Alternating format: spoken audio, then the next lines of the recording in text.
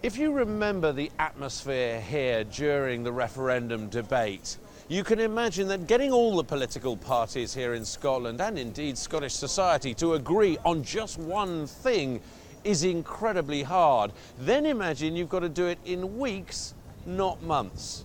That's what Lord Smith has agreed to do. So has he just taken on the toughest job in Scotland? I don't see it as mission impossible at all. In fact, all the parties have been really committing to an open process and a process where they're going to actually make concessions and so on. And you know, timescales are handy things. If people give you 2 years, you'll take 2 years.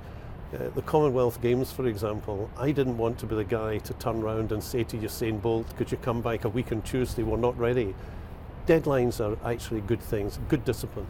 Which is kind of handy because that deadline looms large. All submissions from the parties are in. There will be meetings together and alone with Lord Smith. All submissions from the public, that's the Scottish public, you understand, by the end of the month. The final delivery of what that vow of further devolution is, Lord Smith will deliver by the end of November.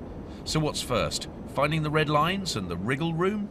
Each has submitted where they expect to negotiate. They hope the negotiations will come out. And if you're negotiating with me, you're not going to come halfway towards me to begin with. Then, however, I'm looking across all 5 parties and I can see several themes that I know we'll be able to agree on. And then you just build from there. And in terms of your role, is there an element of you being able to stand back and say, you get on with it and I'll step in when I have to? Or it's not up to me, it's up to you guys? Or are you there and able to, and up for it, to bang heads together when needed? I can't compel. Only these political parties can deliver this.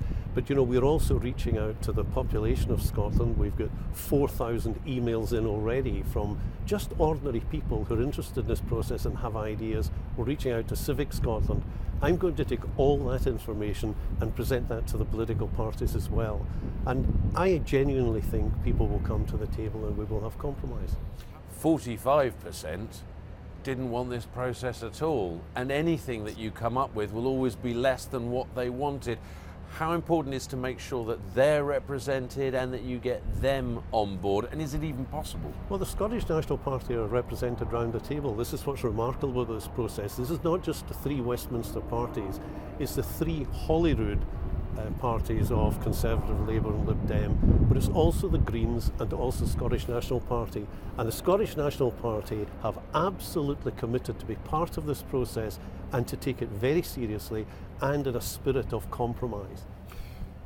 Does it help? Is it also important that there will be the English part of this equation, the Welsh, the Northern Irish, the British part of the equation, looking over your shoulder and saying, well, it's all very well to get this right, but we want it to get right as well. And there may be things that we are offering that we actually think is not fair on us.